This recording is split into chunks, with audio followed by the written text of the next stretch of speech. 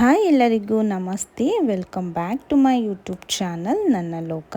ನನ್ನ ಹೆಸರು ಕಾವ್ಯ. ನಮ್ಮೂರು ಶಿವಮೊಗ್ಗ. ಹೇಗಿದ್ದೀರಾ ನೀವೆಲ್ಲ? ನೀವು ಫಸ್ಟ್ ಟೈಮ್ ನನ್ನ ವಿಡಿಯೋನ ನೋಡ್ತಾ ಇದ್ದೀರಾ ಅಂದರೆ ಪ್ಲೀಸ್ ಸಬ್ಸ್ಕ್ರೈಬ್ ಮಾಡ್ಕೊಳ್ಳಿ. ಪಕ್ಕದಲ್ಲಿರೋ ಬೆಲ್ ಐಕಾನ್ ಮೇಲೆ ಕ್ಲಿಕ್ ಮಾಡಿ. ಮುಂದಿನ ನನ್ನ ಎಲ್ಲ ವಿಡಿಯೋ ನಿಮಗೆ ನೋಟಿಫಿಕೇಷನ್ ಮೂಲಕ ಬರುತ್ತೆ. ಈ ವಿಡಿಯೋ ಇಷ್ಟ ಆಗಿದ್ದರೆ ಲೈಕ್ ಮಾಡಿ, ನಿಮ್ಮ ಫ್ಯಾಮಿಲಿ ಫ್ರೆಂಡ್ಸ್ಗೂ ಶೇರ್ ಮಾಡಿ. ಈ ಒಂದು ಸುಮಾರು ಹೂಗಳು ಹಾಗೆ ಅಲ್ಲಲ್ಲೇ ಇದ್ದವು. ಇದು ಗುಲಾಬಿ ಹೂವು. ಇದನ್ನು ಮದುವೆಯಲ್ಲಿ ಡೆಕೋರೇಷನ್ಗೆ ಯೂಸ್ ಮಾಡಿರ್ತಾರಲ್ವ, ಅದೆಲ್ಲ ತೊಗೊಂಡು ಬಂದಿದ್ದು. ಹಾಗೆ ಕೆಲವೊಂದು ಪಾಟ್ಗಳಿಂದ ಹೂಗಳೆಲ್ಲ ಕಳ್ಚ್ಕೊಂಡು ಹೋಗಿರೋದೆಲ್ಲ ಹಾಗೆ ಬಿದ್ದಿತ್ತು. ಸೊ ನಾನಿಲ್ಲಿ ಏನು ಮಾಡೋಣ ಅಂತ ಅಂದ್ಕೊಂಡೆ, ಈ ಕಸ ಗುಡಿಸೋ ಪೊರ್ಕೆ ಬರ್ತೈತಲ್ಲ, ಅದರಲ್ಲಿ ಕಡ್ಡಿನ ತೊಗೊಂಡು ಈ ರೀತಿ ಸಮವಾಗಿ ಕಟ್ ಮಾಡಿಟ್ಕೊಂಡೆ. ಈ ಥರ ಎಲ್ಲ ಫ್ಲವರ್ಸ್ಗಳಿಗೂ ಸ್ಟಿಕ್ ಥರ ಮಾಡ್ಕೊಳ್ಳೋಣ ಅಂತ ಒಂದೊಂದೇ ಫ್ಲವರ್ಸ್ಗಳಿಗೆ ಕಡ್ಡಿನ ಹಾಕಿ ಸ್ಟಿಕ್ ಥರ ಮಾಡಿಕೊಂಡು ಫ್ಲವರ್ನ ಮಾಡ್ಕೊತಾ ಇದ್ದೀನಿ. ಸೊ ತುಂಬಾ ಚೆನ್ನಾಗಿ ಕಾಣಿಸ್ತಾ ಇದೆ.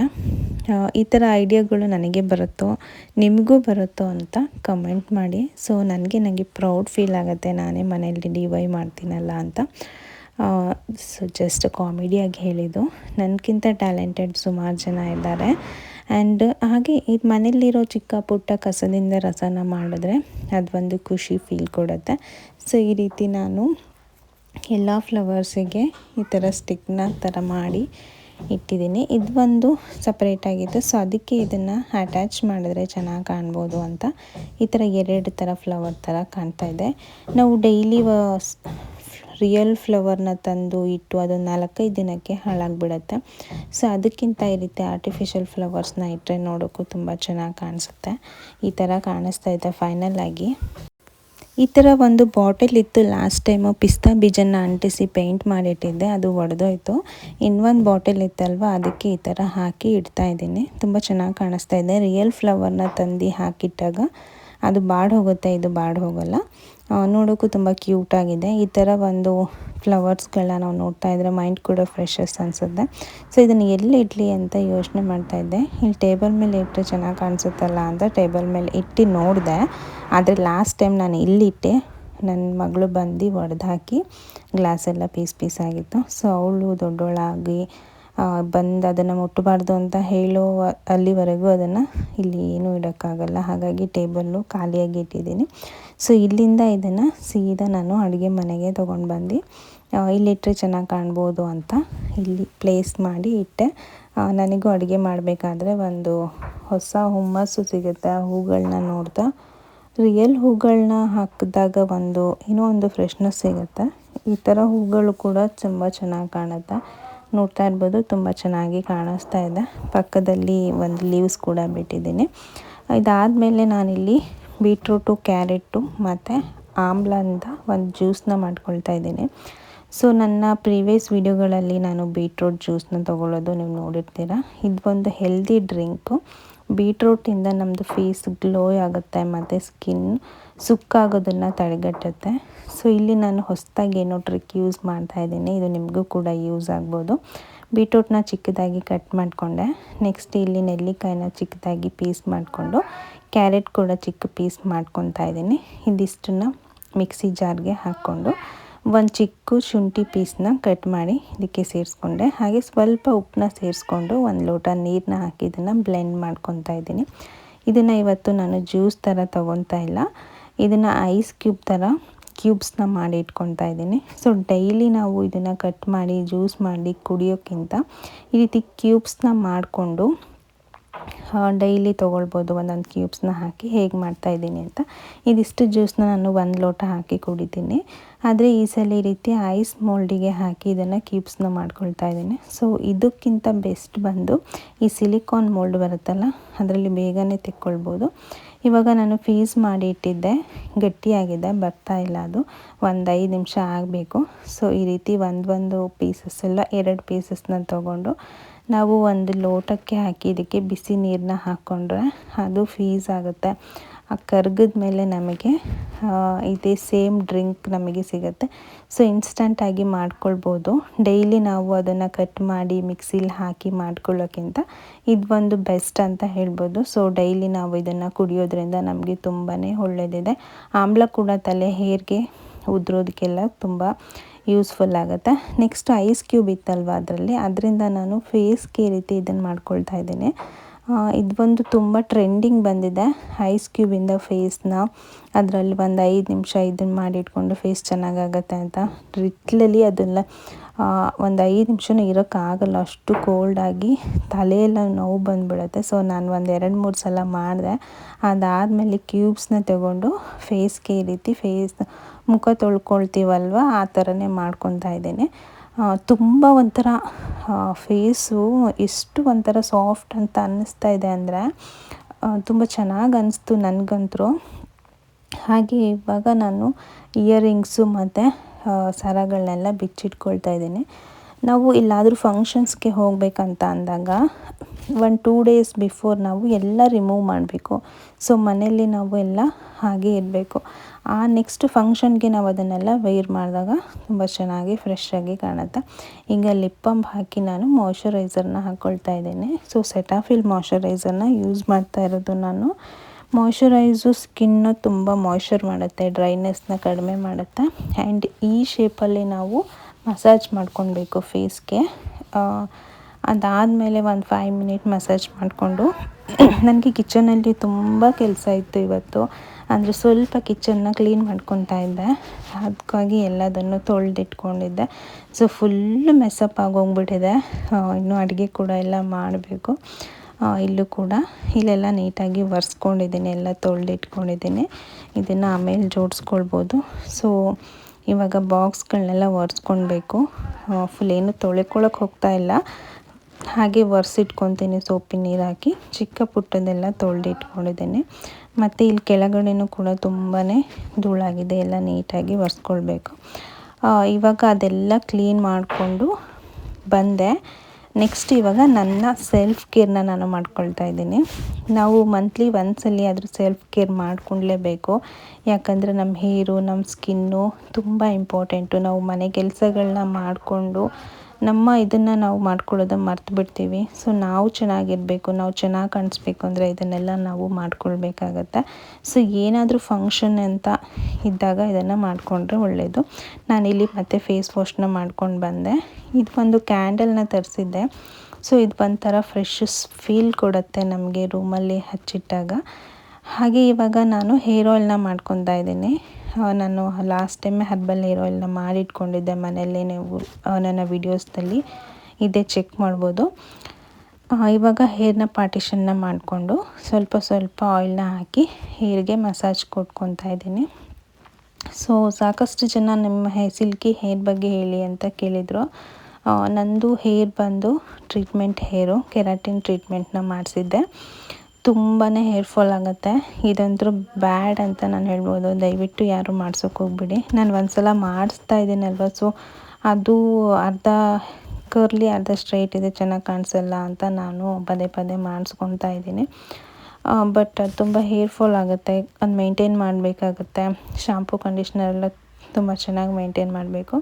ಸೊ ಇವಾಗ ನಾನಿಲ್ಲಿ ಹೇರು ತಲೆಗೆ ಹಚ್ಕೊಳ್ಳೋ ಥರ ನೀಟಾಗಿ ಹಚ್ಕೊಂಡು ಸ್ಕ್ಯಾಲ್ಪಿಗೆ ಮಸಾಜ್ ಮಾಡ್ಕೊತಾ ಇದ್ದೀನಿ. ಸೊ ಅದು ಬಂದು ಫೀಲ್ ಏನು ಗೊತ್ತಾ, ಎಷ್ಟು ಚೆಂದ ಆಗ್ತಾಯಿತ್ತು.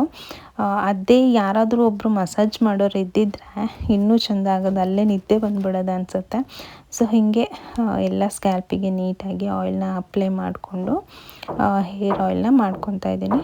ನಾವು ವೀಕ್ಲಿ ಒಂದ್ಸಲ ಹೇರ್ ಆಯಿಲ್ ನಾನು ಮಾಡ್ಕೊಳ್ಳೋದು ಸ್ಯಾಟರ್ಡೇನೇ ನನಗೆ ಮನೆ ಕ್ಲೀನಿಂಗ್ ಇರ್ಬೋದು, ಬಾತ್ರೂಮ್ ಕ್ಲೀನಿಂಗ್ ಇರ್ಬೋದು, ನನ್ನ ಹೇರ್ ಆಯಿಲು, ನನ್ನ ಫೇಸು, ರೂಮ್ ಕೂಡ ನೀಟ್ ಮಾಡ್ಕೊಳ್ಳೋದು ಎಲ್ಲದನ್ನು ನಾನು ಸ್ಯಾಟರ್ಡೇನೇ ಮಾಡ್ಕೊಳ್ಳೋದು. ಯಾಕಂದರೆ ನಮಗೆ ಸಂಡೇ ವಾರ ಆಗಿರೋದ್ರಿಂದ ನಾವು ಕ್ಲೀನಿಂಗ್ ಎಲ್ಲ ಸ್ಯಾಟರ್ಡೇನೇ ಮುಗಿಸ್ಕೊಳ್ಳೋದು. ಸೊ ಈ ರೀತಿ ನೀಟಾಗಿ ತಲೆಗೆ ಫುಲ್ಲು ಆಯಿಲ್ನ ಮಾಡ್ಕೊತಾ ಇದ್ದೀನಿ. ಹೇರು ತುಂಬ ನೀಟಾಗಿ ಹೈಡ್ರೇಟ್ ಆಗಿರಬೇಕಂದ್ರೆ ಆಯಿಲಿಂಗ್ ತುಂಬ ಇಂಪಾರ್ಟೆಂಟ್ ಆಗಿರುತ್ತೆ. ಇದಕ್ಕೆ ನಾನು ದಾಸವಾಳದ ಎಲೆ, ಹೂವು, ಕರಿಬೇವು ಪ್ರತಿಯೊಂದನ್ನು ಸೇರಿಸಿ ಮಾಡಿಟ್ಕೊಂಡಿದ್ದು. ಇನ್ನು ಒಂದು ಬಾಟಲ್ ಅಷ್ಟೇ ಇದೆ, ಇದಿಷ್ಟಾದರೆ ಮುಗೀತು. ಸೊ ನೆಕ್ಸ್ಟು ಬಂದು ನಾನು ಫೇಸ್ಗೆ ಫೇಶಿಯಲ್ನ ಮಾಡ್ಕೊಳ್ತಾ ಇದ್ದೀನಿ. ಸೊ ನಮ್ಮದು ನಾದಿನಿ ಊರಲ್ಲಿ ಹಬ್ಬ ಇದೆ, ಹಬ್ಬಕ್ಕೆ ಹೋಗಬೇಕಾಗತ್ತೆ. ಹಬ್ಬಕ್ಕೆ ಅಂತ ನಾನು ಫೇಶಿಯಲ್ ಮಾಡ್ಕೊತಾ ಇಲ್ಲ, ಬಟ್ ನನ್ನ ಸ್ಕಿನ್ ಸ್ವಲ್ಪ ಡಲ್ ಅನಿಸ್ತಾ ಇತ್ತು. ಹಾಗೆ ಇದು ಒಂದು ಕೋರಿಯನ್ ಸ್ಕಿನ್ ಗ್ಲಾಸ್ ಥರ ಬರುವಂತಹ dragon fruits facial. Last time ನಾನು ಪರ್ಲ್ ಫೇಶಿಯಲ್ನ ಮಾಡಿ ತೋರಿಸಿದ್ದೆ. ಸೊ ಇದು ಕೂಡ ರಿಸಲ್ಟ್ ತುಂಬಾ ಚೆನ್ನಾಗಿದೆ. ನಾನು ನನ್ನ ತಮ್ಮನ ನಾಮಕರಣಕ್ಕೆ ಹೋಗೋ ಟೈಮಲ್ಲಿ ಮಾಡ್ಕೊಂಡಿದ್ದು, ಆವಾಗ ವಿಡಿಯೋ ಮಾಡ್ಕೊಳ್ಳೋಕ್ಕಾಗಿರಲಿಲ್ಲ. ಹಾಗಾಗಿ ಇವಾಗ ವಿಡಿಯೋನ ಮಾಡಿಕೊಂಡು ತೋರಿಸ್ತಾ ಇದ್ದೀನಿ. 2 ಪ್ಯಾಕೆಟ್ನ ತರಿಸಿದ್ದೆ. ಸೊ ಇದರಲ್ಲಿ 5 ಪೌಚಸ್ಗಳಿರುತ್ತೆ. ತುಂಬಾ ಚೆನ್ನಾಗಿ ಮಾಡ್ಕೊಳ್ಬೋದು ನಾವೇ ಮನೇಲಿ, ಯಾವ ಪಾರ್ಲರಿಗೂ ಹೋಗೋ ಅವಶ್ಯಕತೆನೇ ಇರಲ್ಲ. ಸೊ ಸ್ಟೆಪ್ 1 ಬಂದು ಇಲ್ಲಿ ಕ್ಲೆನ್ಸರ್ನ ಕೊಟ್ಟಿದ್ದಾರೆ. ಸ್ಮೆಲ್ ಅಂತೂ ಸೂಪರಾಗಿತ್ತು. ಸೊ ಫಸ್ಟು ನಾವು ಫೇಸ್ನ ಕ್ಲೆನ್ಸ್ ಮಾಡ್ಕೊಳ್ಬೇಕು, ನೀಟಾಗಿ ಮಸಾಜ್ ಮಾಡ್ಕೊಳ್ಬೇಕು ಒಂದು 5 ಮಿನಿಟು. ಅದು ಕ್ಲೆನ್ಸರು ಫುಲ್ ಒಂಥರ ನೋಡ್ತಾ ಇರ್ಬೋದು, ರಬ್ಬರ್ ಥರ ಈ ಥರ ಬರ್ತಾಯಿದೆ. ಸೊ ನೀಟಾಗಿ ನಾನು ಫೇಸ್ನ ಒಂದು 5 ನಿಮಿಷ ಕ್ಲೆನ್ಸ್ ಮಾಡಿಕೊಂಡು ಬಟ್ಟೆಯಿಂದ ಒರೆಸ್ಕೊಳ್ತಾ ಇದ್ದೀನಿ. ಈಗ ನೆಕ್ಸ್ಟ್ ಬಂದು ಸ್ಕ್ರಬ್ ಕೊಟ್ಟಿದ್ದಾರೆ, ಸ್ಟೆಪ್ 2 ಸ್ಕ್ರಬ್ಬು. ಸ್ಕ್ರಬ್ಬರ್ ಏನಕ್ಕೆ ಅಂದರೆ ಕ್ಲೆನ್ಸ್ ಮಾಡಿಕೊಂಡು ಫೇಸ್ನ ಕ್ಲೀನ್ ಮಾಡ್ಕೊಂಡಿರ್ತೀವಿ. ಸ್ಕ್ರಬ್ಬಿಂದ ಫೇಸಲ್ಲಿ ಎಲ್ಲೆಲ್ಲಿ ಡೆಡ್ ಸ್ಕಿಲ್ಸ್ಗಳಿರುತ್ತಲ್ವ, ಬ್ಲ್ಯಾಕ್ ಹೆಡ್ಸು, ವೈಟ್ ಹೆಡ್ಸು, ಆ ಥರ ಅದೆಲ್ಲ ಹೊರಗೆ ಬರುತ್ತೆ. ಸೊ ನಾವು ಸ್ಕ್ರಬ್ ಮಾಡ್ಕೊಳ್ಳೋದ್ರಿಂದ ಸೊ ನೋಸಲ್ಲಿ ಸ್ವಲ್ಪ ನೋಸ್ ಸೈಡಲ್ಲಿ ಅದೆಲ್ಲ ಇರುತ್ತೆ. ನನಗೆ ಬ್ಲ್ಯಾಕ್ ಹೆಡ್ಸ್ ಇದೆ.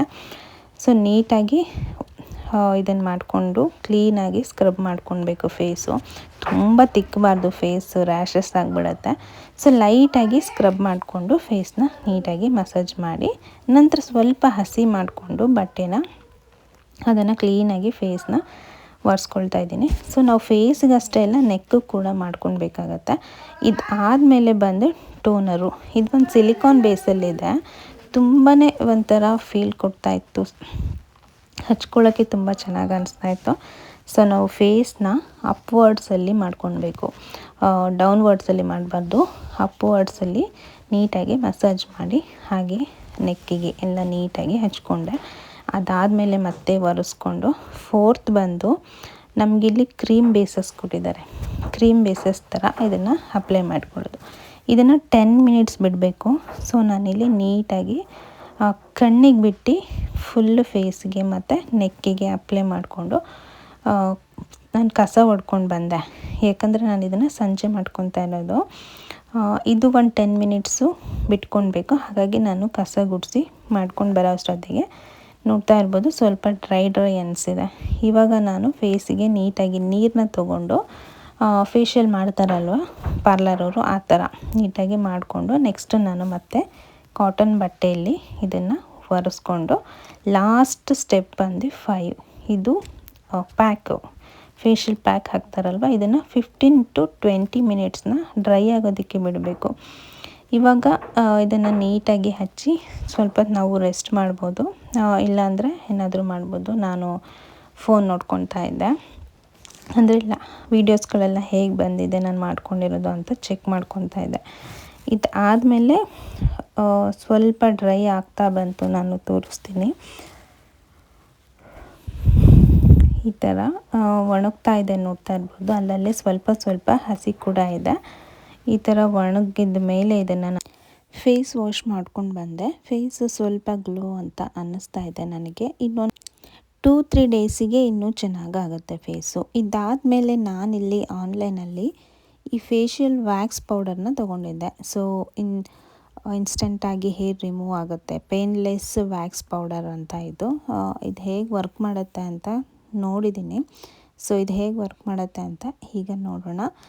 ಇದು ಪೌಡರ್ ಫಾರ್ಮು, ಸ್ವಲ್ಪ ನೀರು ಹಾಕಿ ಮಿಕ್ಸ್ ಮಾಡಿಕೊಂಡು ಹೇರ್ ಎಲ್ಲಿ ನಾವು ರಿಮೂವ್ ಮಾಡ್ಕೊಳ್ಬೇಕಲ್ವ ಅಲ್ಲಿ ಹಚ್ಕೊಂಡ್ರೆ ಆಯಿತು. ಇದು ಇಂಟ್ರಡಕ್ಷನ್ ಎಲ್ಲ ಓದ್ಕೊತಾ ಇದ್ದೀನಿ. ಸೊ ಅದು ಮೋಸ್ಟ್ ಇಂಪಾರ್ಟೆಂಟ್, ಆ್ಯಂಡ್ ಡೇಟ್ ಕೂಡ ಮೆನ್ಷನ್ ನೋಡ್ಕೊಳ್ಬೇಕು. ಇದಾದಮೇಲೆ ನಾನು ಇದನ್ನು ಓಪನ್ ಮಾಡಿ 1 ಸ್ಪೂನ್ ಹಾಕ್ಕೊಂಡು ನೋಡ್ಕೊಳ್ತಾ ಇದ್ದೀವಿ. ನಾವು ಯಾವುದೇ ಪ್ರಾಡಕ್ಟ್ನ ಸಡನ್ಲಿ ಫೇಸಿಗೆ ಯೂಸ್ ಮಾಡಬಾರ್ದು. ಹ್ಯಾಂಡ್ಸಿಗೆ ನಾವು ಫಸ್ಟು ಹಾಕ್ಕೊಳ್ಬೇಕು. ಬಿಕಾಸ್ ಅದೇನು ಎಫೆಕ್ಟ್ ಆಗುತ್ತೆ ಅನ್ನೋದು ಗೊತ್ತಾಗುತ್ತೆ.